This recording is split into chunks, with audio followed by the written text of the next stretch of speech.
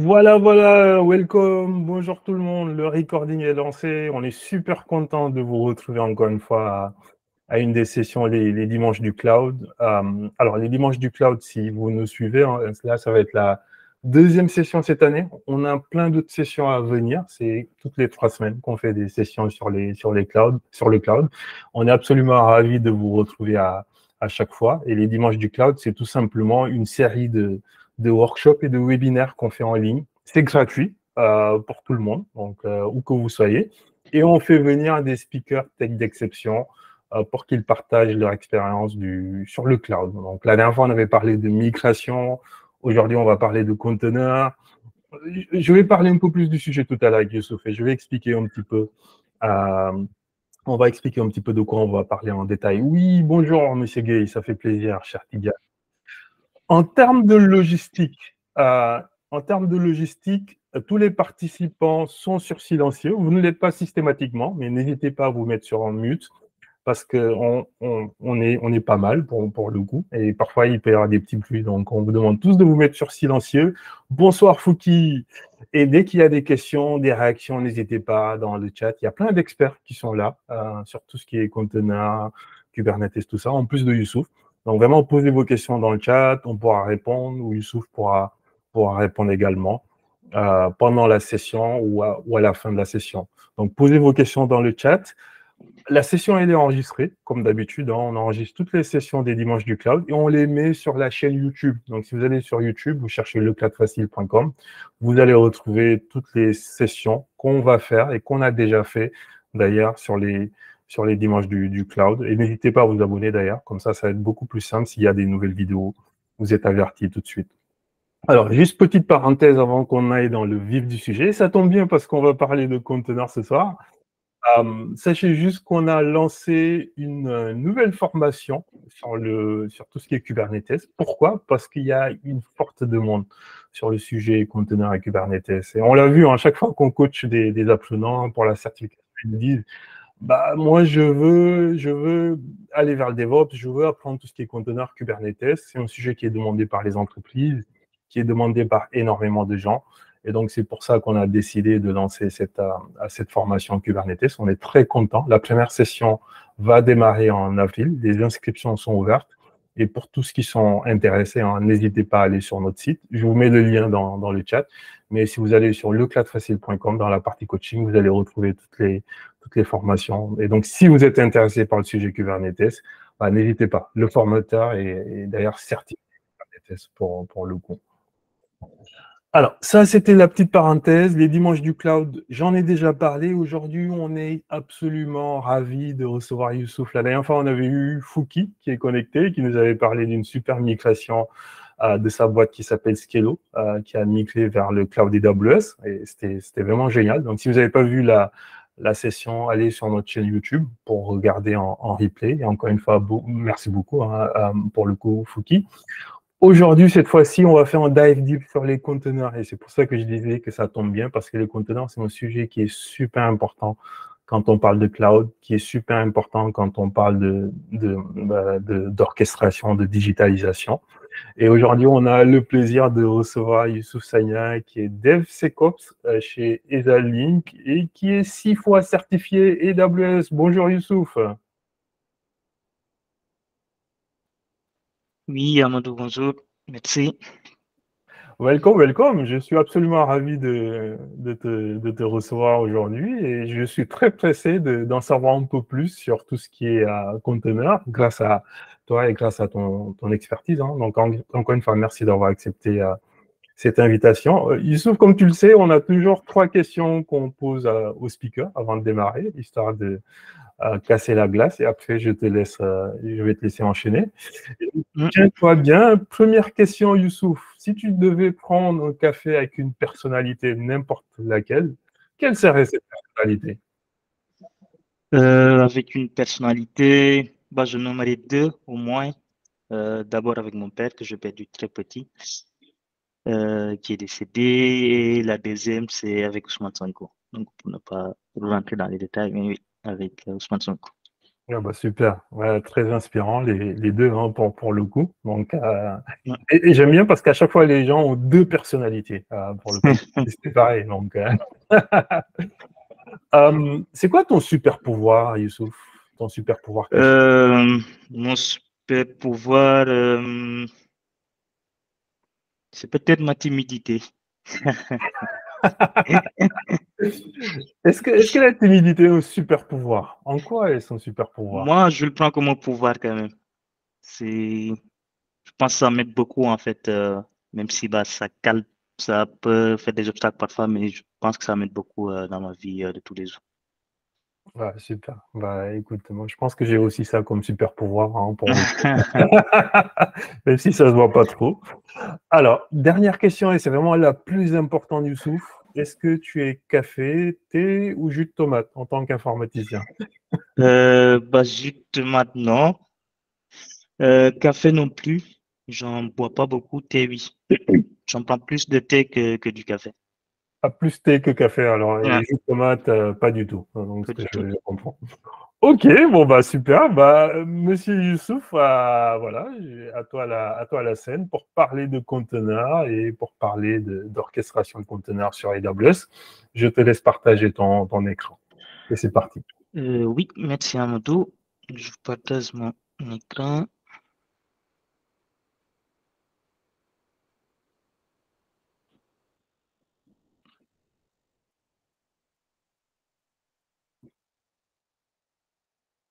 Est-ce que vous voyez bien mes slides? Yes. Oui, donc bienvenue tout le monde. Merci de votre présence et merci Amadou de m'avoir invité à ce webinaire pour parler de conteneurs. Donc aujourd'hui, on va parler d'orchestration de conteneurs, des services qui existent un peu sur le cloud AWS si vous souhaitez déployer vos applications containerisées ou si vous souhaitez containeriser vos applications monolithiques que vous avez. Et pour dérouler cette présentation-là, je vais essayer de suivre cet agenda-là, ce plan-là. Dans un premier temps, je vais parler de moi, même si je ne parle pas beaucoup, de qui suis-je, donc ce que je fais actuellement, mon parcours d'études pour devenir ce que je suis aujourd'hui. Je vais parler des Alink, mon entreprise actuelle, là où je travaille. Avant de rentrer dans le sujet, en parlant de conteneur, qu'est-ce que c'est qu'un conteneur en IT, dans le milieu informatique? Faire une petite comparaison entre ces conteneurs et les machines virtuelles. Parler de Docker et pourquoi on a besoin d'orchestration quand on travaille avec des conteneurs. Avant d'attaquer le sujet sur l'orchestration, c'est-à-dire les services sur AWS qui vont vous permettre de travailler avec vos conteneurs, de les déployer et également de gérer le versioning. Et on va parler d'Amazon Elastic Container Service, Amazon ECS. On va parler Amazon Elastic Kubernetes Service un peu, AWS Fargate et parler donc en conclusion quel est le choix à faire, donc quoi choisir entre ces deux services-là si vous venez sur le cloud AWS pour déployer votre application containerisée. Donc avant de passer sur la console AWS et de voir une petite application qui est déployée avec Amazon ECS et Fargate. Donc moi, je m'appelle Youssouf Sagna. Je suis ingénieur en informatique et réseau. Je suis diplômé en école d'ingénieur ici en France. Donc j'habite actuellement à Strasbourg. Et actuellement, je suis responsable CloudOps, c'est Exalink. Et en même temps, je suis là, je fais du DevSecOps là-bas, donc tout ce qui est DevOps, avec de la sécurisation, avec de la sécurité dans le cloud, donc l'infrastructure as code, le fait de déployer l'infrastructure au niveau du cloud et de monitorer tout ça. Donc, je gère ça. Et en même temps, je suis instructeur technique à AWS. Donc, je délivre des cours officiels à AWS avec Amazon Web Services ici aux entreprises ici en France. Avant de devenir ça, j'ai commencé en 2014 où j'ai eu mon bac. Donc, moi, je suis sénégalais. Je suis né à Hambourg. J'ai eu mon bac à Hambourg, au lycée des Diop de Hambourg en 2014, bac S2. Juste après mon bac, je fais 2 ans de prépa intégrée, donc 2 ans de prépa scientifique en Tunisie. Je me suis téléporté en Tunisie pour 2 ans à l'école polytechnique de Sousse.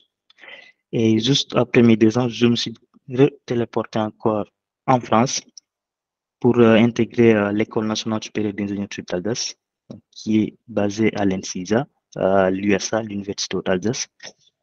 Et j'ai réalisé là-bas 3 ans en cycle d'ingénieur en spécialité informatique et réseau. Donc, je suis diplômé de cette école-là en diplôme d'ingénieur. Et juste après mon diplôme, j'ai commencé directement mon parcours professionnel où j'ai été ingénieur études et développement C Atos, donc Atos qui est une boîte de services française. J'étais consultant quand j'étais à Atos, consultant c'est Pôle emploi, donc j'étais en régie, je travaille dans les bureaux de Pôle emploi, dans le pôle formation pendant 3 ans, où j'ai eu à faire pas mal de projets avant de passer chez ESALink directement en tant que responsable CloudOps. Donc avant de faire ce passage-là d'Atos vers ESALink, je vais commencer à m'intéresser un peu plus dans le cloud AWS, donc à passer des certifications. Et aujourd'hui, j'ai 6 certifications. Je pense que j'ai commencé en 2021, en juillet 2021 avec le Cloud Practitioner et ça en est suivi tous les autres certifications Solution Architect, Développeur, SysOps, DevOps et Solution Architect Pro récemment. Et pendant mon temps libre, si je ne fais pas d'informatique, c'est la famille, c'est les amis et c'est le foot. Donc, j'aime beaucoup le foot et je suis joueur de foot amateur ici à Strasbourg dans une équipe amateur. EasyLink, là où je travaille aujourd'hui, EasyLink, c'est une entreprise qui est basée en France, donc qui est spécialisée en naissance de données informatisées. Comme quoi l'informatique est large, moi je ne le connaissais pas ça avant de passer ces EasyLink. Et le DI, c'est quoi? Le DI, c'est un processus qui permet aux entreprises d'échanger des documents. Donc, les documents, ça peut être tout ce qui est bon de commande, des factures, etc. Et ces échanges-là, souvent, on prend un EDI, c'est-à-dire l'EDI les automatise. Ça peut se faire à la main avec des mails, des fax, etc. Mais l'EDI est là, en fait, pour automatiser ça, rendre ce processus-là automatique pour l'intégration de tous ces documents-là dans les ERP des entreprises. Et EasyLink donc fait du conseil dans l'essence de données informatisées dans l'EDI, de l'accompagnement avec de la quête maintenance applicative en régie ou dans ses propres bureaux, de l'intégration si les entreprises souhaitent installer des logiciels EDI, par exemple des applications EDI, EasyLink peut faire ça. Et on est également éditeur de logiciels, éditeur de SaaS, donc toujours dans l'EDI, avec aujourd'hui l'application qu'on a lancée qui s'appelle Optimize, qu'on a déployée sur AWS, que j'ai été recruté dans l'entreprise pour gérer ça. Donc, déployé sur AWS et ça fait de l'EDI Optimize. Et également, c'est un SaaS, c'est une application de facturation électronique, donc pour pouvoir recevoir et émettre des factures électroniques ici en France. Dans cette deuxième partie, on va parler de containerisation. Et pour parler de containerisation, il faut d'abord savoir qu'est-ce qu'un conteneur en informatique. Donc, en informatique, quand on parle de conteneur, on parle de moins standard. C'est un moins standard qui va permettre de regrouper dans un objet. Donc, l'objet peut être cet objet-là qu'on a ici, peut-être. Et dans cet objet-là, vous mettez votre code, vous mettez les configurations de votre code et les dépendances pour votre application. Donc, si on a une application Java, par exemple, on a besoin du CDK. Si vous avez des dépendances sur Maven, par exemple, vous avez besoin de tirer ces librairies-là. Donc, les configurations également qu'il faut. Donc, vous mettez tout ça dans l'objet et c'est ça qu'on appelle un conteneur en informatique. Ces conteneurs-là ou ces objets, leurs avantages, c'est qu'ils peuvent être répétables, c'est-à-dire que vous pouvez les répéter autant de fois que vous voulez. Et ça va vous permettre de scaler quand vous avez une application en fonction de la demande. Ces conteneurs ont des environnements qui sont autonomes. Chaque objet qu'on aura ici, chaque conteneur va avoir un environnement autonome, peut s'exécuter de manière indépendantes. Et l'avantage, l'autre avantage, c'est qu'ils sont plus rapides que les machines virtuelles. Les machines virtuelles qu'on connaît aujourd'hui avec Amazon Elastic Compute Cloud, par exemple, vous pouvez lancer vos machines virtuelles en quelques minutes. Donc, en moins de 5 minutes, vous pouvez lancer une machine virtuelle. Avec les conteneurs, ça peut aller beaucoup plus rapide que ça pour démarrer et pour arrêter une image, donc pour arrêter un conteneur. Et si on fait la comparaison avec les machines virtuelles, on a l'infrastructure avec son système d'exploitation et on va avoir une plateforme d'hyperviseur, la plateforme d'hyperviseur. Et cet hyperviseur-là va vous permettre, donc cette technologie va vous permettre d'avoir des machines virtuelles, autant de machines virtuelles que vous voulez en fonction des ressources disponibles, bien sûr. Et chaque machine virtuelle, va venir avec son système d'exploitation. Son système d'exploitation, et vous pouvez installer les applications, les librairies que vous voulez, que vous souhaitez au niveau de votre machine virtuelle. C'est le cas des instances Amazon EC2 du service Elastic Compute Cloud.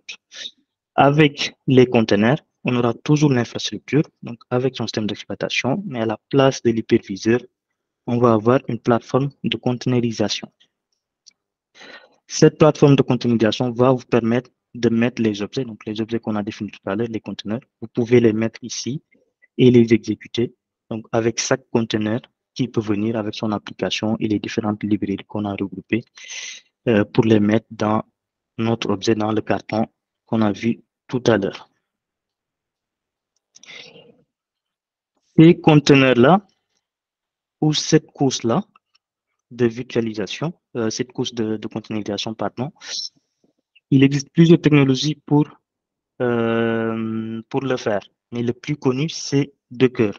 Et Docker, c'est quoi? Donc, c'est une plateforme logicielle qui est un moteur de virtualisation. Et il va vous permettre de concevoir vos objets, vos conteneurs. Donc, avec Docker, vous pouvez créer vos conteneurs. Docker, il va vous permettre de tester ces conteneurs-là. Est-ce que votre code, est-ce que votre application marche comme vous le voulez? Et il va vous permettre également de les déployer dans votre machine virtuelle, par exemple, que vous avez ou dans le serveur pour déployer vos applications dans les différents environnements que vous aurez en développement ou en recette ou en production. Donc, Docker, qu'est-ce qu'il fait? Docker, il va juste intégrer vos logiciels dans des unités normalisées. Et ces unités normalisées-là, c'est les conteneurs. Docker, il est là pour vous permettre de prendre votre code, les configurations qui vont avec votre code et les librairies que vous avez avec votre code pour que votre application marche. Et il va les mettre, il va les normaliser et les mettre dans un objet, dans un conteneur pour pouvoir l'exécuter de manière isolée. Avec Docker, vous allez avoir plusieurs concepts et termes qu'il faut connaître. Il y a d'abord ce qu'on appelle le fichier Dockerfile. Le fichier Dockerfile, c'est comme une recette de cuisine. C'est-à-dire c'est dans ce fichier-là qu'on va dire à Docker comment on veut construire notre conteneur, comment on veut construire notre objet. Donc, c'est le plan de génération de votre image Docker. Et avec ce Dockerfile-là, une fois que vous avez mis donc la recette que vous voulez, Docker va vous générer des images. Vous pouvez générer des images à partir de ce fichier-là. Et l'image va représenter un modèle. Donc, c'est le modèle qui sera utilisé pour créer vos conteneurs. Si on fait un peu la différence en programmation orientée objet, par exemple, l'image, c'est la classe et le conteneur, c'est les objets que vous allez instancier à partir de l'image. Une fois que vous avez votre conteneur ou une fois que vous avez votre image, cette image-là, vous pouvez l'enregistrer. Vous pouvez le versionner, c'est-à-dire garder différentes versions de l'image de votre classe. Et pour garder ça, vous avez ce qu'on appelle les registres, les référentiels d'images. Et ces référentiels d'images-là vont vous permettre de garder différentes versions de votre image au fur et à mesure que vous avancez. Donc, pour ceux qui font du code, par exemple, avec Git, c'est ce qu'il fait avec les fichiers. Donc, ici, c'est avec les images, vous pouvez avoir différentes versions de votre conteneur. Une fois que vous avez tout ça, il y a l'autre qui va venir. Donc, c'est où déployer votre votre image, vous déployez vos conteneurs. Donc, les conteneurs restent une application et l'application, on doit le déployer. On doit le déployer où? Dans un serveur. Et ça, au niveau de cœur, c'est ce qu'on appelle l'hôte. Donc, c'est la machine qui va vous héberger votre application. C'est la machine qui va héberger vos conteneurs. Et comme exemple de Dockerfile, on peut avoir cet exemple-là. Donc, je rappelle, le Dockerfile, c'est un plan de génération d'images Docker. C'est comme une recette de cuisine. Et dans cet exemple-là, par exemple, on a deux phases. Dans la première phase, ici, on va builder notre application. C'est une application Java écrite en Spring Boot. On va récupérer une image dans le front ici. On va le dire pas. Récupère-nous une image Docker qui est un conteneur qui va contenir Maven et Amazon Corito. Amazon Corito, c'est les JDK Java, publié par AWS. Et on va builder notre application. Donc, on va dire, on va prendre Workspace App comme notre dossier de travail. On va copier notre pomme.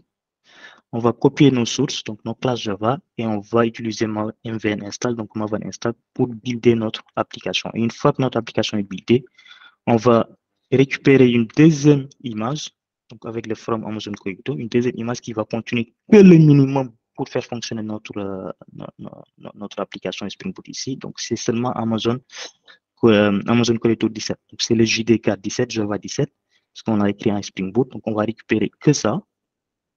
C'est comme une machine, une petite machine qu'on récupère qui contient que Java 17. Et c'est dans cette petite machine-là, on va déployer notre application. Donc, on va lui dire de déployer notre application avec le jar qu'on a construit dans la phase précédente ici. Donc, on va lui dire de exécuter notre application avec Java-jar et le jar qu'on a. Et on va exposer ça dans le port 8080 de notre conteneur, de notre image. Donc, une fois que vous avez construit vos images, ces images-là, vous pouvez les référencer. Donc, vous pouvez les mettre dans des référentiels, les lancer dans des référentiels et les déployer dans votre serveur. Aujourd'hui, ce qu'il faut savoir, c'est qu'en informatique, quand on parle d'applications containerisées, les conteneurs qu'on aura, ça peut être des centaines ou des milliers de conteneurs, souvent dans les applications containerisées. Et pour pouvoir gérer tout ça, ou gérer tout ça à la main peut être difficile. C'est pourquoi on aura besoin d'orchestration, donc d'orchestrateur pour orchestrer tout ça. L'orchestration, c'est quoi? L'orchestration, c'est le processus qui va vous permettre d'automatiser le déploiement, donc d'automatiser la mise en réseau de vos conteneurs.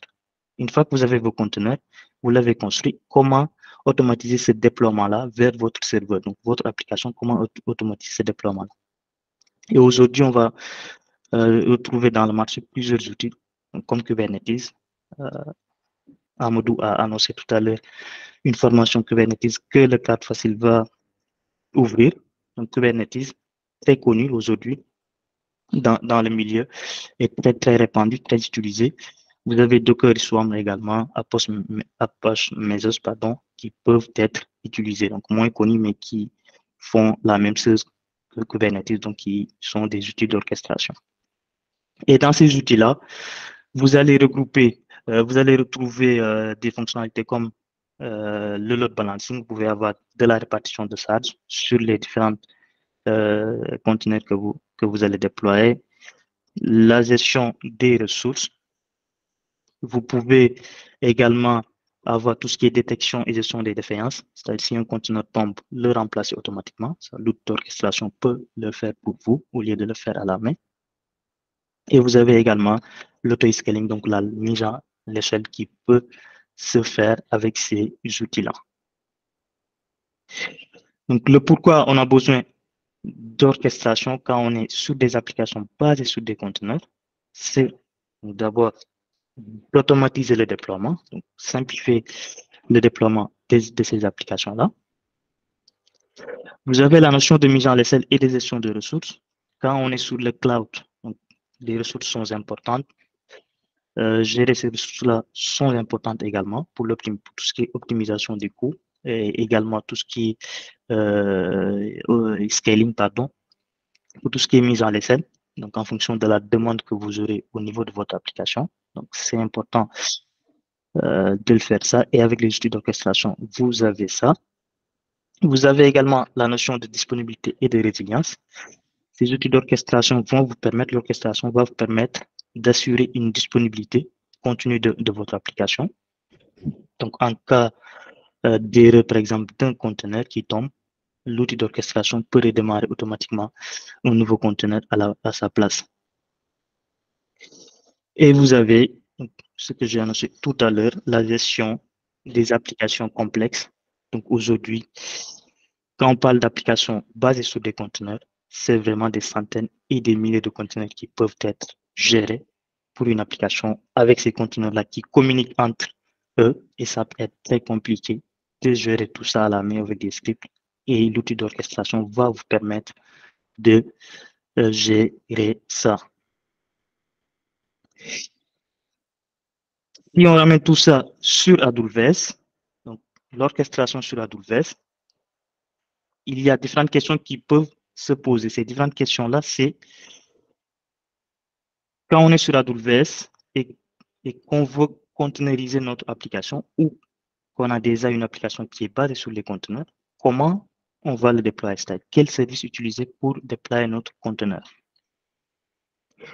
Et les questions qui peuvent suivre, c'est quel registre utiliser sur AWS, c'est-à-dire quel service va vous permettre d'avoir un registre sur AWS. Vous pouvez avoir comme question quel outil d'orchestration utiliser, quel service utiliser sur AWS pour orchestrer votre application, et également où héberger vos conteneurs. Sur la première question, le service sur AWS, c'est Amazon Elastic Container Registry. Donc, il va vous permettre, c'est un service qui va vous permettre d'avoir des référentiels pour enregistrer vos images, pour versionner vos images de conteneurs que vous construisez avec vos Dockerfile, par exemple, ou avec Docker. Pour les outils d'orchestration, c'est Amazon Elastic Kubernetes Service, Amazon EKS, donc, qui est un service certifié Kubernetes que vous pouvez faire sur AWS. Et vous avez également Amazon Elastic Container Service, Amazon ECS, qui est une technologie d'AWS que vous pouvez utiliser comme outil d'orchestration. Au niveau de l'hébergement, vous aurez Amazon Elastic Compute Cloud, que vous connaissez peut-être déjà, qui sont des serveurs virtuels. Ces instances-là, vous pouvez les utiliser pour déployer vos conteneurs, mais vous avez également un service qu'on appelle AWS Fargate, qui existe dans le cloud AWS, qui va vous permettre de déployer vos conteneurs également. Youssouf, Oui. il y a une question, donc je ne sais pas comment tu veux faire, est-ce que tu veux les regarder, attendre à la fin, mais voilà, il y a une question de Fouki qui demandait s'il y avait des bonnes pratiques sur la disposition du Dockerfile pour alléger les layers et les images. Donc vraiment à toi de voir si tu veux y répondre tout de suite ou plus tard. Oui, je vais essayer de répondre. Des bonnes pratiques à faire pour la disposition du Dockerfile pour alléger les layers et les images. Cette question-là, je n'ai pas la réponse. Ça, je n'ai pas la réponse actuellement. Je peux chercher. Mais actuellement, là, je n'ai pas la réponse.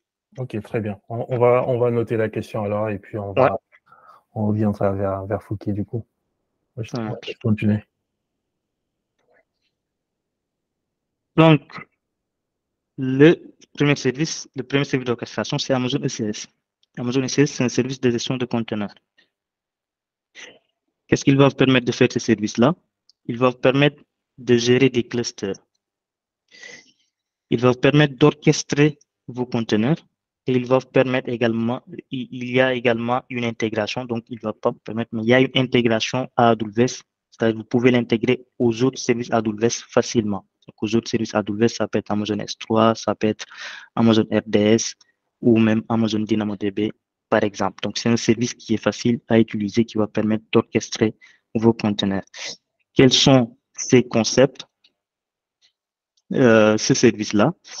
Avec Amazon ECS, on va parler des clusters. Et sur un cluster, c'est un groupe logique qui va permettre d'organiser et gérer vos ressources. Et dans ce cluster-là, ici, on a un exemple de cluster Amazon ECS, par exemple. Dans ce cluster, vous pouvez avoir des services.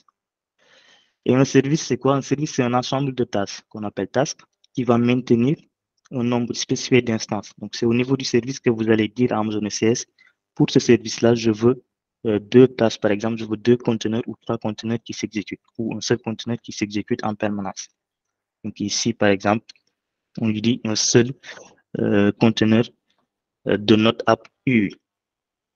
Et vous avez également les tâches. Dans chaque service, vous pouvez avoir des tâches ou des tasks. Et une tâche, c'est une instance d'un ou de plusieurs conteneurs. Vous allez prendre l'image d'un conteneur et vous créez une tâche pour ce conteneur-là.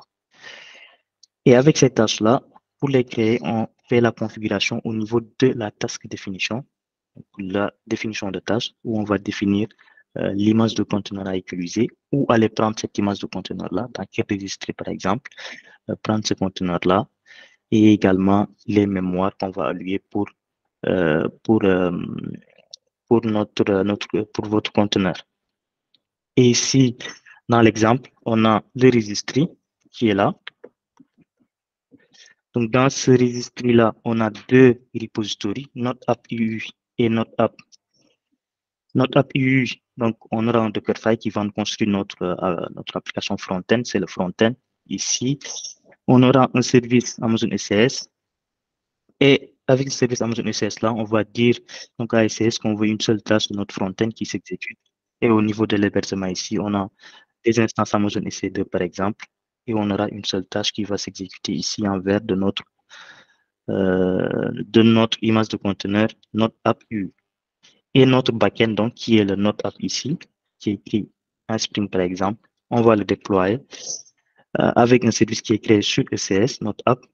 Et ce service-là, on va lui dire qu'on veut 2 instances de notre image de conteneur, notre app, et on va déployer, ECS va déployer 2 conteneurs au niveau de l'hébergement qu'on aura, comme dans cet exemple-là de chemin où l'hébergement est basé sur des instances Amazon EC2, par exemple. Et c'est Amazon ECS qui va vous gérer vos instances avec tout ce qui est l'auto-scaling, donc la mise à l'échelle que vous pouvez gérer également au niveau de Amazon ECS pour mettre à l'échelle vos tâches de conteneurs, c'est-à-dire augmenter vos conteneurs quand la demande augmente au niveau de votre application. Et comme exemple donc de cette application-là, c'est une petite application qu'on va voir dans les démos, dans la démonstration que je fais à la fin. Pour le déployer sur AWS, je vais utiliser donc Amazon ECS comme outil d'orchestration. J'ai utilisé Docker pour construire mes images Docker. Et sur Amazon ECS, je crée 2 services, le Node App UI Service et le Node App Service. Le Node App UI, c'est notre front-end. Le Node App Service, c'est notre back-end. Au niveau de l'hébergement, on a utilisé Fargate. Ici, on va découvrir Fargate, c'est quoi. Et on va dire à notre Node App UI Service qu'on veut une seule instance de notre image, notre App UI. Et notre App Service, on va lui dire qu'on veut une seule image de notre un seul objet, pardon, un seul conteneur de notre image, notre app. Et ici, ECS va nous déployer ça. Et pour gérer donc le trafic, on a dit que ECS, on peut l'intégrer facilement avec les autres services AWS. Et c'est le cas ici avec le load balancer, avec une application load balancer qu'on va mettre devant notre application. Et on va dire à notre load balancer tout ce qui est donc sur slash, on va le rediriger vers notre front-end. Donc, c'est le front-end qui va être envoyé et tout ce qui est slash API, on va le rediriger vers notre backend, donc ici, vers notre application Java pour répondre à tous les appels API qu'on aura. Et je vous envoie juste donc le lien de l'application qui est une petite application de notes qui va permettre de faire un CRUD sur des notes, donc créer, modifier, supprimer ou lister des notes Et derrière, on a une base de données, donc avec notre app ici, qui est intégrée avec DynamoDB, une table DynamoDB, pour pouvoir enregistrer les données. On a une autre question dans le chat. Amadou, je te laisse lire ça ou je peux le lire. Oui, moi, tu peux le lire directement du coup. Oui, c'est comment peut-on générer des baptistes, comment peut-on générer un faux trafic fictif sur son application lors des tests pour mieux faire la répartition de charges avec EKS en production. Ça, c'est du load testing. Et pour faire du load testing, aujourd'hui, il y a beaucoup d'outils qui existent qui peuvent faire ça. Nous, par exemple, chez nous, récemment, on a utilisé Synthetic Canaries. Synthetic Canaries qui est un service sur AWS avec CloudWatch qui se trouve dans la console CloudWatch. Et on a utilisé ça en fait pour pouvoir surcharger notre application tous les 5 minutes, par exemple, de, de, de requêtes. Donc, au niveau du front-end avec des recettes extra et tout, des requêtes pour pouvoir tester la charge au niveau de notre application.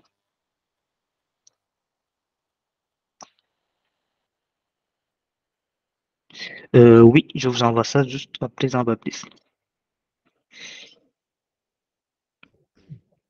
Donc, le deuxième service d'orchestration au niveau d'AWS, c'est EKS, Elastic Kubernetes Service.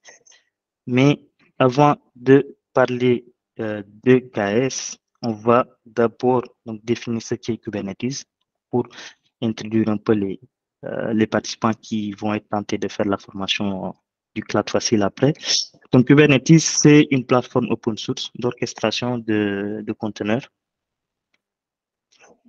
Et comme fonctionnalité, donc, c'est tout ce qui est gestion automatisée de vos déploiements, l'auto-scaling, donc la mise en échelle, et également l'exploitation de vos applications, donc faciliter l'exploitation de vos applications. Et c'est un outil donc, qui est open source, développé par Google.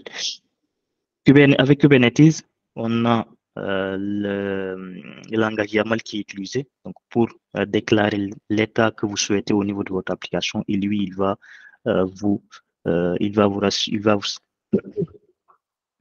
vous mettre cet état-là que vous voulez, donc assurer d'avoir l'état que vous avez déclaré au niveau de votre YAML.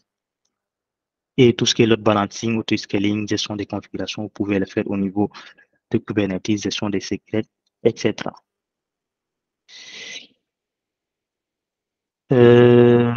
Oui, puis avoir les liens des services si possible. Ça se passe. Ok, donc ça, les liens, j'en vois après. Et on a une question de Babandao qui dit comment les conteneurs communiquent entre eux. C'est une très bonne question. Pour faire communiquer les conteneurs entre eux avec ECS, Elastic Container Service, il y a donc un service ou une fonctionnalité qui existe au niveau de l'Elastic Container Service qui va permettre de faire communiquer donc, les services. Et on l'appelle Elastic Container Service Connect. Donc, ça s'appelle Elastic Container Service Connect. Et si vous voulez faire communiquer deux conteneurs, par exemple, vous pouvez activer cette fonctionnalité-là qui va vous faire communiquer vos conteneurs. Sur Kubernetes, c'est bien géré également, mais vous pouvez également utiliser des load balancers internes pour faire communiquer vos conteneurs si vous le souhaitez. Donc, avec ECS, c'est Elastic Service Connect qui va vous permettre de faire communiquer donc au niveau du réseau vos conteneurs de manière privée. Et on a une question de Fouki qui dit en termes de déploiement de cluster TQ, tu utilises quel moyen de déploiement en manifeste ou via Terraform? Que peux-tu recommander? Malheureusement, moi, je suis pas un spécialiste de Kubernetes. Donc, je sais que j'ai eu à le faire et on utilisait des manifestes, donc des YAML. Après, nous, c'était dans des serveurs de Pôle emploi. Donc, on utilisait des manifestes. C'était pas sur le cloud, en fait. On le déployait directement dans les serveurs de Pôle emploi et c'était avec du YAML qu'on faisait ça. Mais YAML ou Terraform au niveau du cloud AWS, ça, je n'ai pas la réponse. Je ne sais pas. C'est quoi la meilleure solution?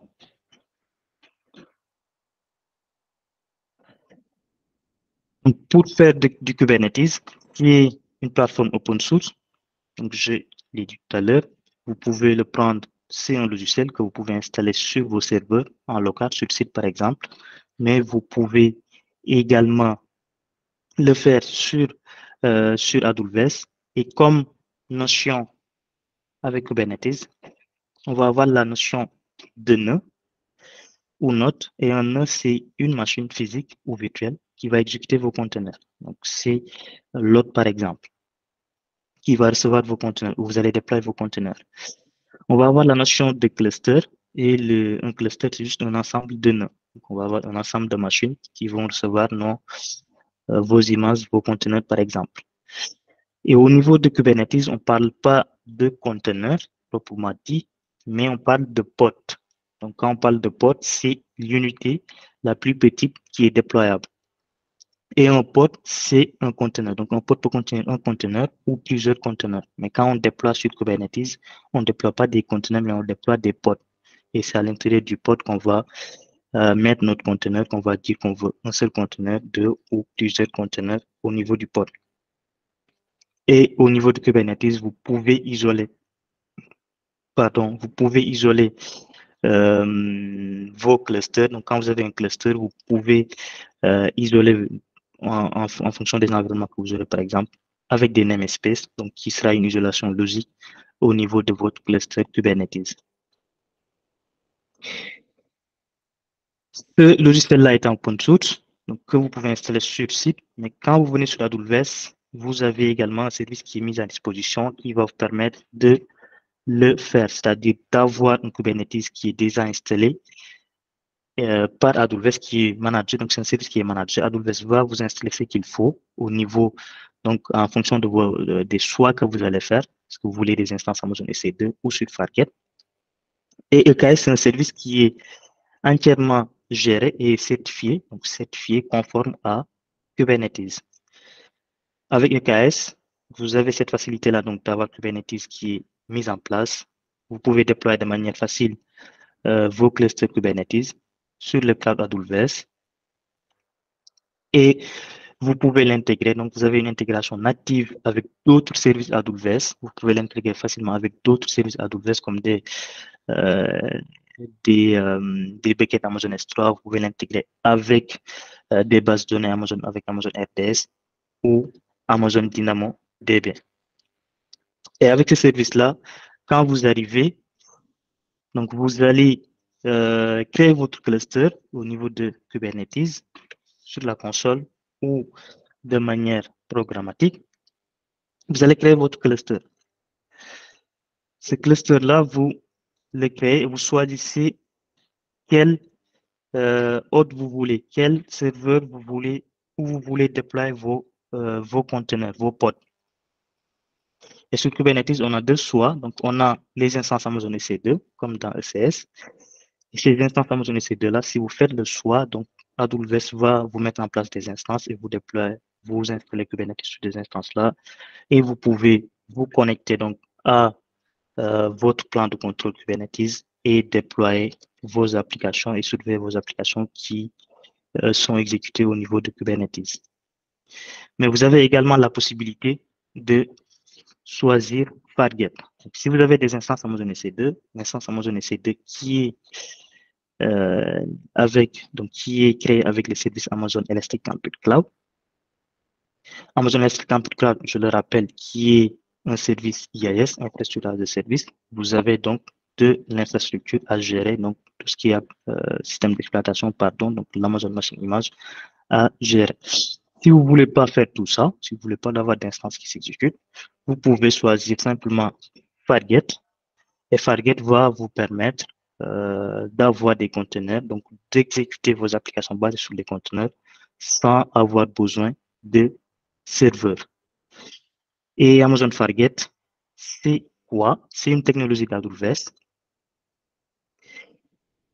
Et avec cette technologie d'AWS, on va suivre le même processus qu'on a que sur ECS ou EKS, ou même avec les instances Amazon EC2. Vous allez créer votre image de conteneur. Donc, pour créer votre image de conteneur, au début, je l'ai rappelé, c'est avec Docker, le plus connu aujourd'hui, la plateforme de virtualisation qui va permettre de concevoir de tester et de déployer vos conteneurs. Donc, vous créez votre image de conteneur. Cette image de conteneur-là, une fois que c'est créé avec un Dockerfile, par exemple, vous pouvez le mettre dans un registre. Vous pouvez le gérer le versionning dans un registre avec Amazon ECR, Elastic Compute Registry, par exemple. Vous allez faire votre choix de service d'orchestration. Quel service d'orchestration vous voulez utiliser? C'est un choix à faire entre Amazon ECS ou Amazon EKS quand vous êtes sur AWS. Si vous choisissez EKS ou ECS, vous définissez les ressources pour votre application.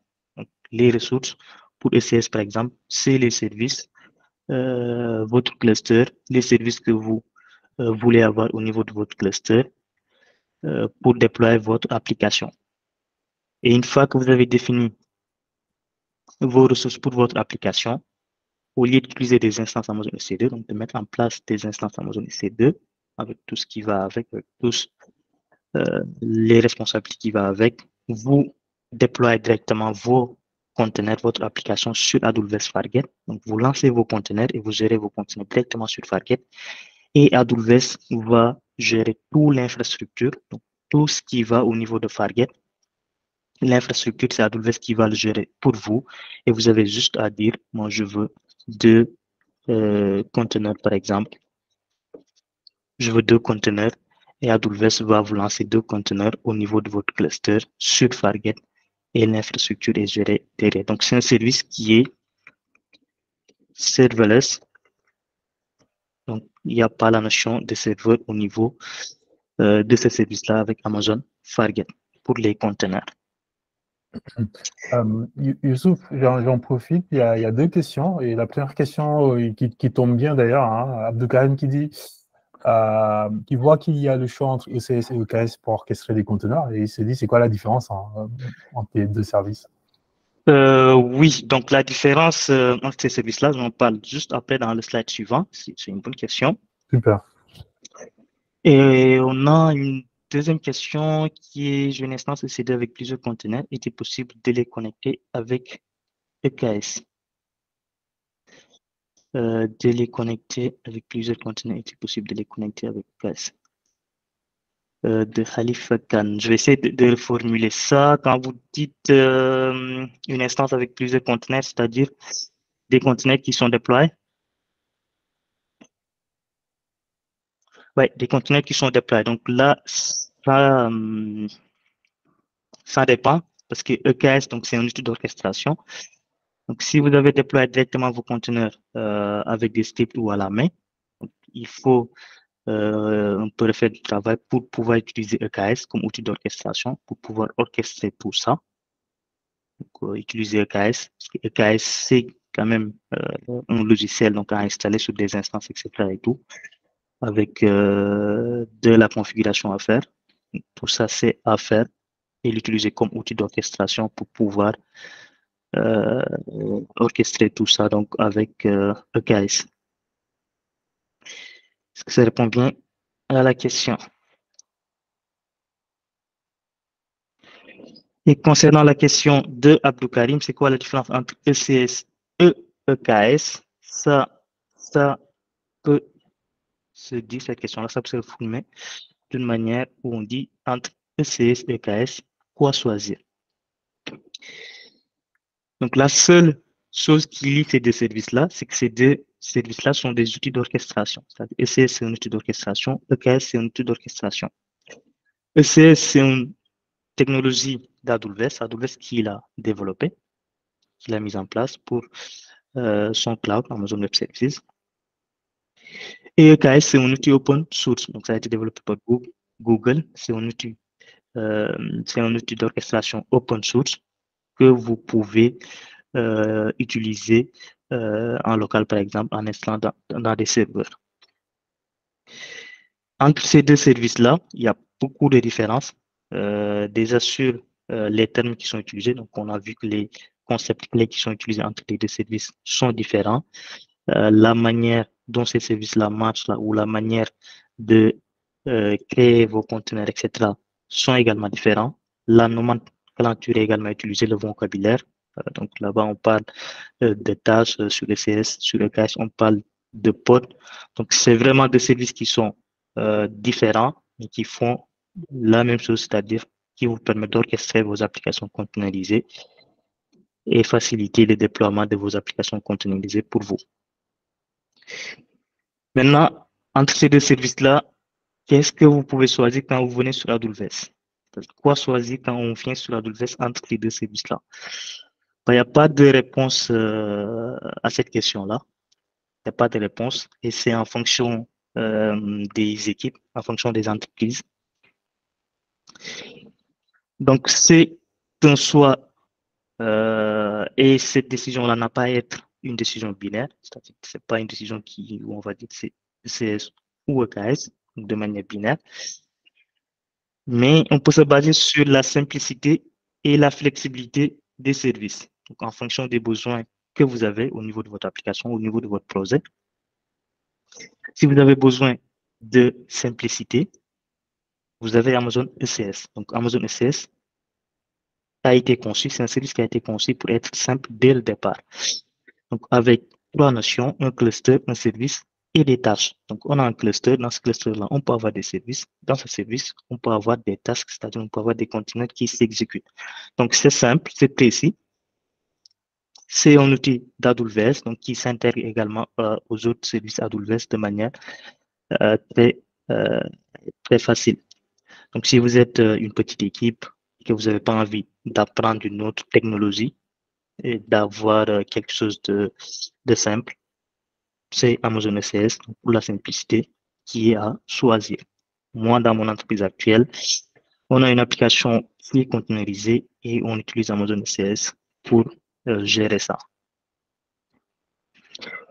Amazon EKS peut également être fait au niveau de la flexibilité, donc avec une communauté qui est dynamique, c'est une outil qui est open source, donc ça veut dire qu'il y a beaucoup de gens qui vont faire ça et vous pouvez avoir beaucoup plus facilement d'aide quand vous avez des problèmes avec Amazon EKS.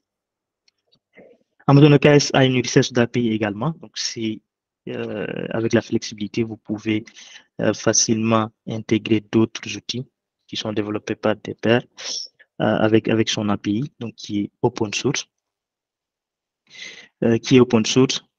Et vous avez également la notion de migration. Donc, si vous êtes déjà sur EKS, parce que si l'entreprise est déjà sur site ou si l'application est déjà déployée sur site et que vous utilisez EKS pour migrer ça, et que vous utilisez, pardon, Kubernetes, donc sur site, pour migrer ça, EKS étant un service certifié conforme Kubernetes, donc pour migrer votre application que vous avez déjà sur site, vous pouvez utiliser EKS et continuer d'utiliser un outil que vous connaissez déjà, que vous avez qui est Kubernetes.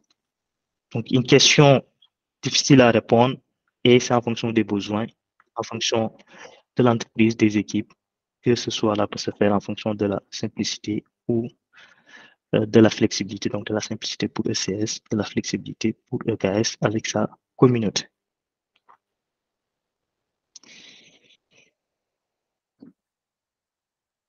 Vous avez également la notion de portabilité sur ces conteneurs, sur la décision. Donc, c'est une décision qui ne va pas être une décision à sens unique. Donc, on a vu que les conteneurs sont isolés les uns des autres et que ces conteneurs-là ne dépendent pas des machines. Donc, vous pouvez l'exécuter sur votre machine, vous pouvez le déplacer et le mettre dans un autre serveur et l'exécuter là-bas. Donc, c'est la portabilité des conteneurs, c'est un avantage sur les conteneurs. Et donc, si vous utilisez ECS, rien ne vous empêche, si ça ne répond plus à votre besoin, de changer d'ECS à EKS, utiliser EKS et que votre application va continuer à fonctionner comme vous le voulez. Et si vous êtes sur EKS, vous pouvez également basculer sur ECS avec toujours vos conteneurs qui vont continuer à fonctionner comme vous le voulez.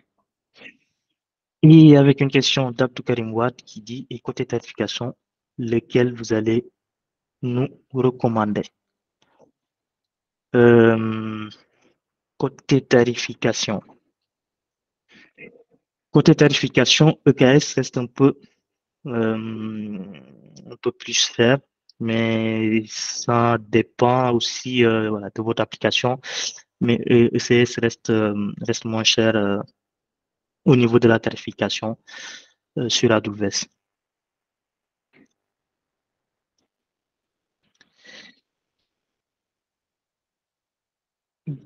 Est-ce qu'il y a d'autres questions? S'il n'y a pas d'autres questions, donc je vais envoyer une application. On va passer au démo où je vais montrer un peu sur la console l'application que j'ai montré tout à l'heure. Ici, je vais montrer cette application-là. Je vais le montrer donc sur la console AWS que j'ai fait. Donc, c'est une application que j'ai construite pour cette présentation-là. Et on va passer sur cette application-là. Donc, l'application, je pense que vous l'avez déjà visitée. Ça vous permet de créer voilà, des notes, de les supprimer, de visualiser les notes et de les modifier. Donc là, on peut créer des notes.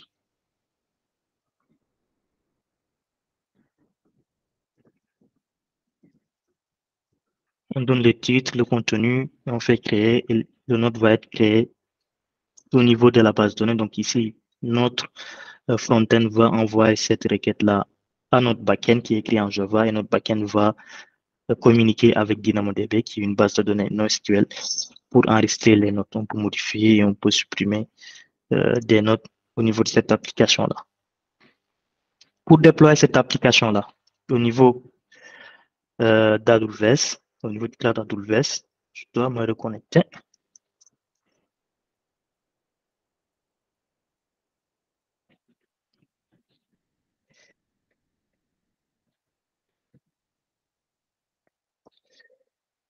Je viens sur la console. Je vais aller sur le compte.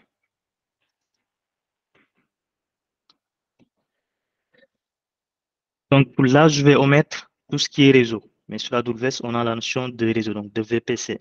J'ai créé un VPC. Dans ce VPC-là, on a un sous-réseau, deux sous-réseaux privés, donc avec deux zones de disponibilité, deux sous-réseaux privés et deux sous-réseaux publics pour déployer l'application. Donc, les VPC, je vais les laisser de côté, mais je vais les montrer vite fait. Le VPC qu'on a, qui a démo VPC, et on peut voir avec les ressources maps, donc les zones de disponibilité qu'on a ici. Donc, sur Paris, EUS 3A et EUS 3B avec deux sous-réseaux à chaque fois, un sous-réseau public et un sous-réseau. Donc, je vais zoomer et fermer ça. Donc, avec un sous-réseau public et un sous-réseau privé dans chaque zone de disponibilité avec voilà, des tables de routage et un Internet gateway pour le trafic vers l'Internet. Donc, on a fait le choix de Elastic Container Service, un service d'orchestration. Il y a Amazon EKS. Pour ce démo-là, pour cette démonstration-là, on a fait le choix d'Elastic Container Service. Sur l'Elastic Container Service, on a parlé de cluster. Donc, la première chose à faire, c'est de créer un cluster. Et ici, on a le cluster. On vient et on crée un cluster. On veut une application, bon, on va créer notre cluster. Et sur le cluster qu'on va créer, on peut choisir l'infrastructure, c'est-à-dire l'autre où on va déployer notre application. Nous, on a fait le choix d'utiliser Fargate, qui est, je le rappelle, un moteur AWS serverless sans serveur qui vous permet de déployer directement vos conteneurs sans utiliser des instances Amazon EC2 par exemple. Mais vous pouvez utiliser des Amazon instances EC2 et vous pouvez également déployer ça sur des machines qui sont sur site par exemple avec ICS Anywhere. Donc, je quitte ça. Sur notre cluster ici, notre app cluster, on va avoir deux services. Moi, j'ai deux conteneurs, j'ai le front-end et le back-end. Donc, j'ai deux services. J'ai notre app service pour le back-end et notre app UI service pour le front-end. Donc, je crée mes deux services. Et sur ces services-là, on va avoir des tasks. Donc, on a vu qu'on a des tasks au niveau des services. Et sur chaque service, on va avoir une tâche donc, qui va s'exécuter. Ici, on a la tâche qui va s'exécuter au niveau de ce service-là. et on peut voir les logs. Pardon. Et on peut voir les logs. Si je pars sur CloudWatch Log, par exemple, on peut voir les logs au niveau de notre application, donc des logs avec du Java, donc sur une application Spring Boot, les logs de notre backend ici. Et pareil pour notre service, notre API service. C'est un service pour notre front-end et ce service-là, on va définir donc une tâche, le task, et cette tâche-là, c'est notre front-end. Donc, c'est ce qui est retourné, de ce que vous voyez sur le site ici, donc qui a été écrit en React.js. On l'a déployé sur ce conteneur-là. Pour déployer ces tâches-là, on a vu que pour déployer ces tâches-là, on a besoin de l'image de notre conteneur. Donc, le conteneur, ça reste un objet de l'image. On a besoin de l'image du conteneur. L'image du conteneur, on le place où? On le place dans un registré. C'est quoi le service qui va vous permettre d'avoir des référentiels? Ces registres-là sur AWS, c'est Elastic Container Registry. Et sur Elastic Container Registry, vous faites quoi? Vous, pour chaque image de conteneur que vous allez avoir, vous allez créer, par exemple, un référentiel pour cette image-là. Ici, on a deux référentiels, notre app et notre app UI. Et dans notre app, quand on rentre dedans, on peut voir les images en fait qu'on a, les images que j'ai construites pour faire marcher cette application-là. Donc, on a des tags ici, on peut les taguer les images Docker. Si j'utilisais V1, V2, V3, etc. On peut voir les images donc, et au fur et à mesure donc, que vous avancez, que vous construisez, que vous changez votre application, vous pouvez garder toutes ces versions-là au niveau de votre registre, au niveau de votre référentiel. Et vous avez la notion de scan, c'est-à-dire vous pouvez scanner, donc faire des scans de vulnérabilité au niveau de votre conteneur, ici dans le registre pour voir tout ce qui est donc vulnérabilité au niveau de votre machine.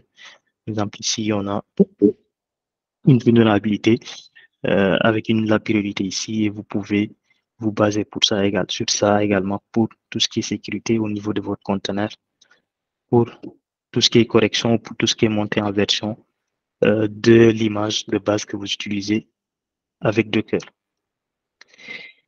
Donc, pour déployer ces tasks-là, on a nos conteneurs sur les référentiels. Ces tasks-là, pour les déployer, on a vu que c'est les définitions de tasks qu'on utilise et les définitions de tâches. Et les tasks définitions ici. Donc, ça ressemble à ça, par exemple, à du JSON.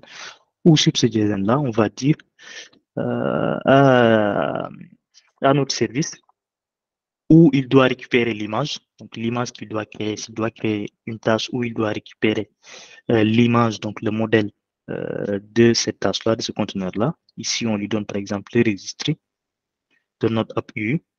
Donc, tu récupères la version 4. On va faire tout ce qui est port mapping. Donc, dans quel port on va mapper notre application. Donc, ici, c'est le port 8080. Donc, sur le port 8080, on va le mapper au niveau de Fargate, par exemple, pour tout ce qui vient au niveau de notre image de conteneur. Après, vous avez d'autres configurations que vous pouvez mettre comme les logs ou mettre les logs au niveau de votre conteneur. Et vous avez également ici, ce qui est important au niveau de Fargate, c'est la notion de CPU et de mémoire. Fargate reste un moteur serverless, donc il n'y a pas de notion de serveur. Mais quand vous venez avec votre task, avec vos conteneurs, vous allez spécifier un CPU et la mémoire à utiliser que vous allez allouer pour votre conteneur. Et ça, on peut le voir dans notre cluster ici.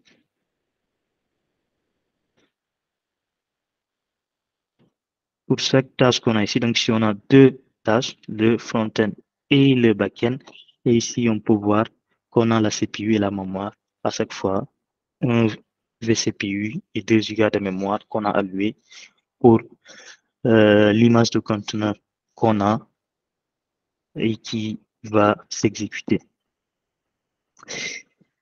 Et pour revenir sur les questions, tout à l'heure sur qu'est-ce qui peut être utilisé pour les tests de charge, vous avez Synthetic Canary que je vais retrouver, qui est là. Donc, c'est dans CloudWatch, c'est dans le service CloudWatch. Et dans ce service-là, vous avez Synthetic Canary qui peut être utilisé, par exemple, pour voilà, mettre des tests si vous avez un front-end sur tous les 5 minutes, etc., pour tester vos applications parfois.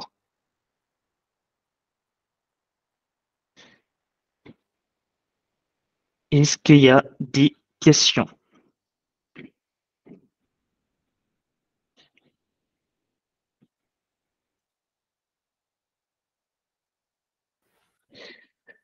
Pas de questions pour le moment. Il y a une main levée, Amidou. N'hésitez pas à poser la question dans le chat. Comme ça, on va pouvoir y répondre pour le coup. Et j'en profite le temps que peut-être Amidou pose sa question. Je vais partager le lien du survey dans le chat.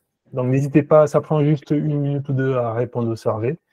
Ça nous permet un petit peu de voir ce que vous avez pensé de la session et puis également de nous partager ce que vous aimeriez voir lors des prochaines sessions. Donc, c'est quelque chose qui va nous aider. C'est super top, Youssouf. Moi, j'en profite le temps que les Amidou posent sa question et que les autres aussi posent des questions. J'ai une question un peu d'ordre général, si on peut dire. C'est, je suis une entreprise, je ne fais pas de conteneurs et je vais sur le cloud AWS ou pas. Donc, je fais du monolithe ou des choses comme ça. À quel moment, à ton avis, dois-je penser à aller vers de la containerisation, que ce soit ECS ou OKS? Ça peut être quoi les drivers ou en tout cas les points de bascule où là, je me dis, bon, OK, maintenant, il faut que je commence à faire du container.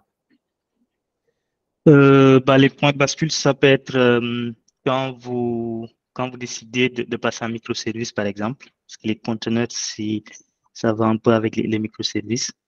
Donc, quand l'entreprise décide qu'il y a un monolithique et qu'il veut splitter son application monolithique en microservices, ça peut être un bon point de départ pour commencer avec les conteneurs qui va faciliter un peu de faire du microservice avec différents services que vous pouvez containeriser chaque service dans son conteneur avec son image.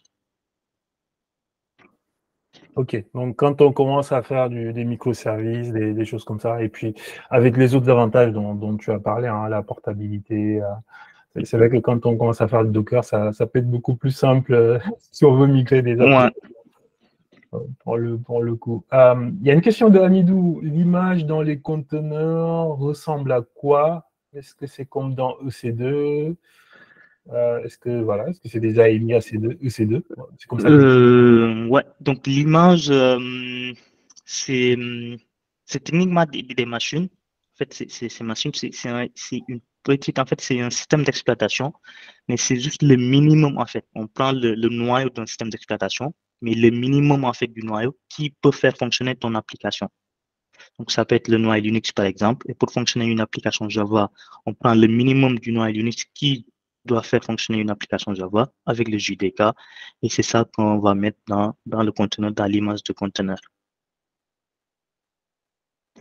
Donc, ça reste une machine virtuelle, mais une très, très, très petite machine virtuelle avec juste le minimum, en fait, du noyau qui peut faire fonctionner une machine, qui peut faire fonctionner, pardon, votre application.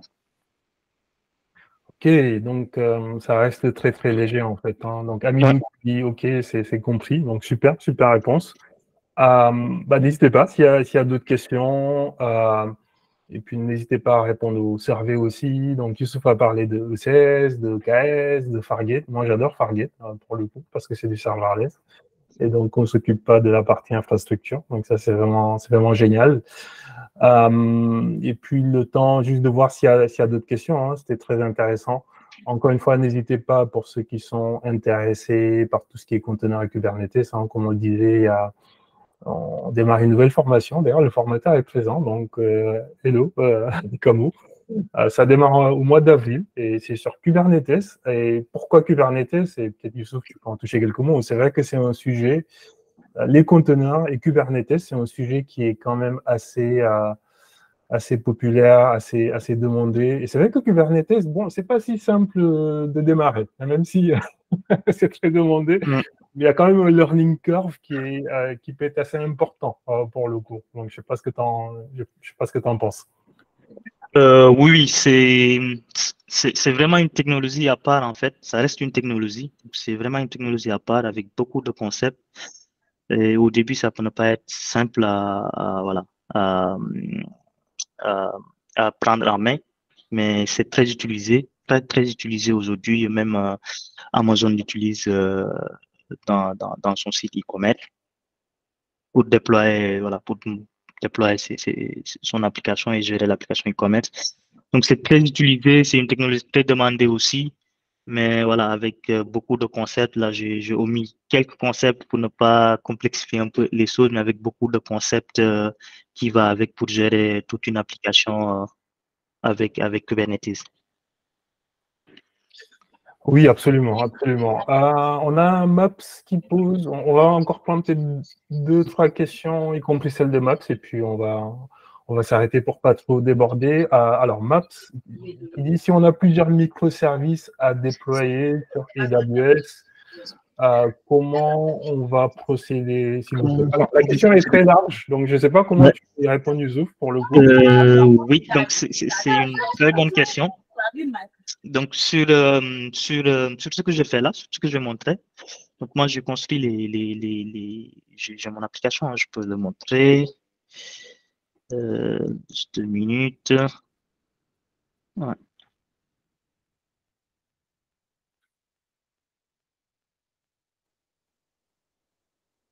je prends ça et je le ramène là.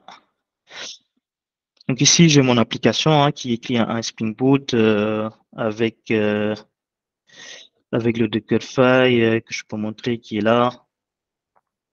Donc, ce qui est une application Java hein, avec le contrôleur, les services, l'accès à la base de données, etc.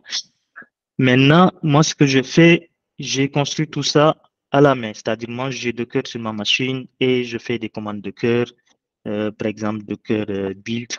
Et moi, je dis à Docker de me construire mon image. Donc, cette image-là, je le construis. Une fois que c'est fait, pardon, le terminal ici. Donc, une fois que la construction est faite, je peux le retrouver sur mon Docker, donc en local. C'est ici que je dois prendre. Je peux le retrouver ici en local avec toutes les images que j'ai construites en local et que ces images-là, je peux les pousser directement. Donc, cette image-là, je peux le taguer par exemple avec du V8.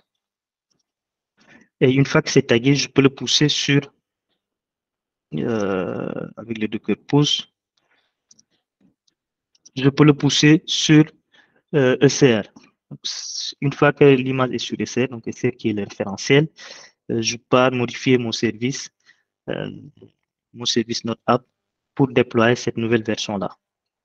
Donc ça, voilà, se fait à la main pour démontrer un peu comment ça marche. Mhm. Pour gérer maintenant le déploiement, c'est-à-dire tout ce que je fais là, il peut être automatisé.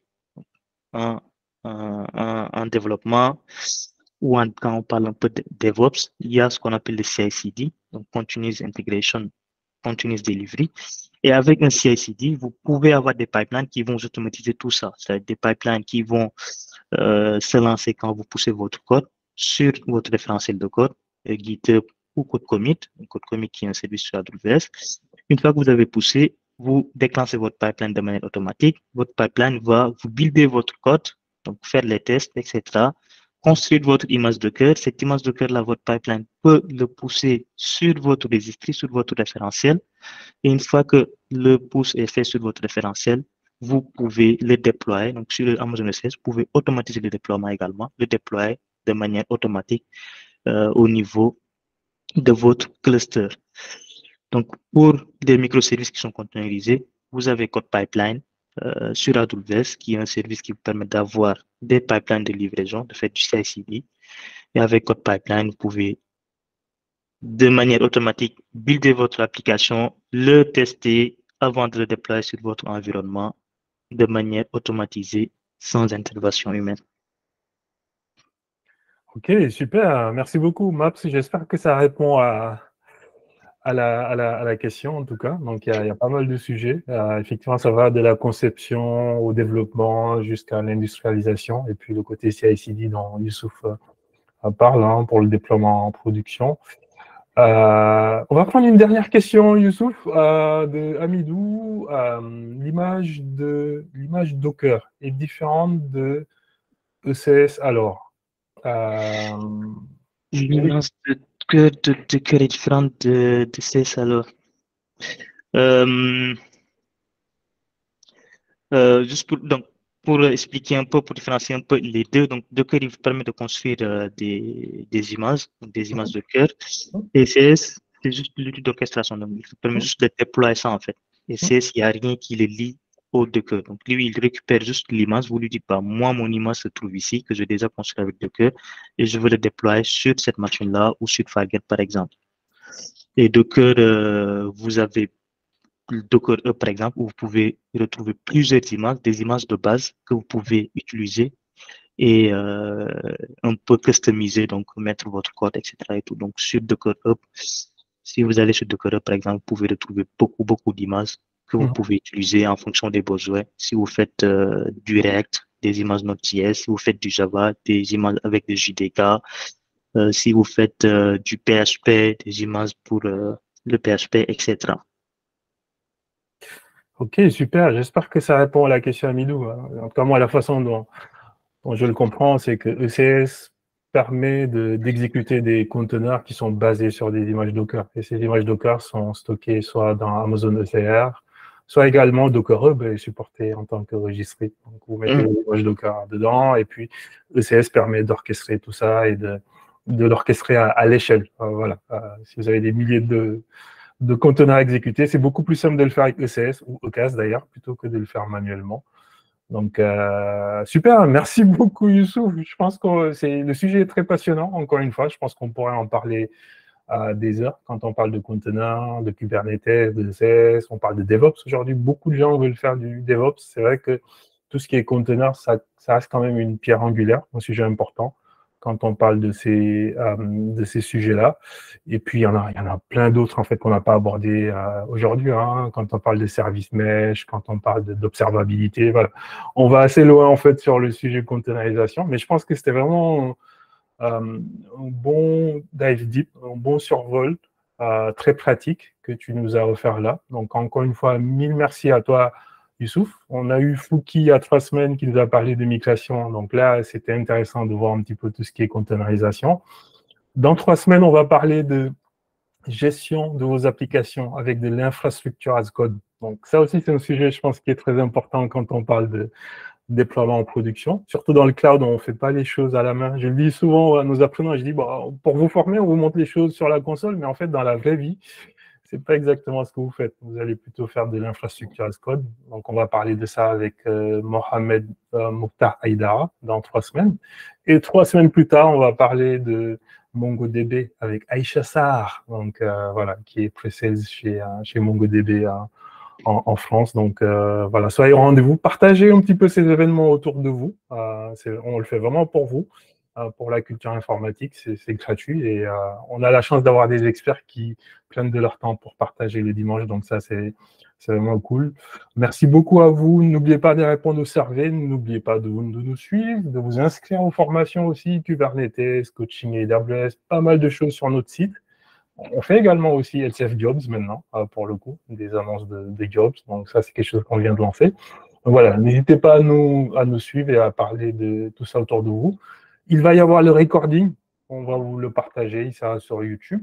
Et puis, je laisse le mot de la fin à notre speaker du jour, Youssouf, pour conclure.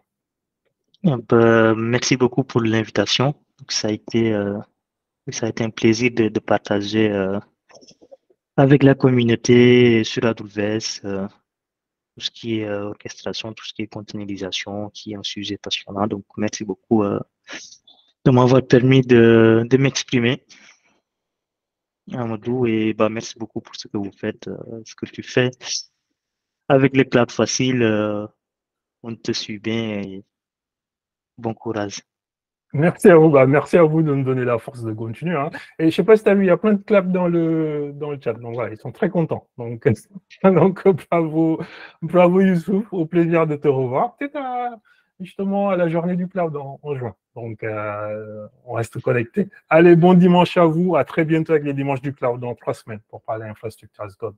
Merci beaucoup et puis bonne soirée. Merci, bonne semaine.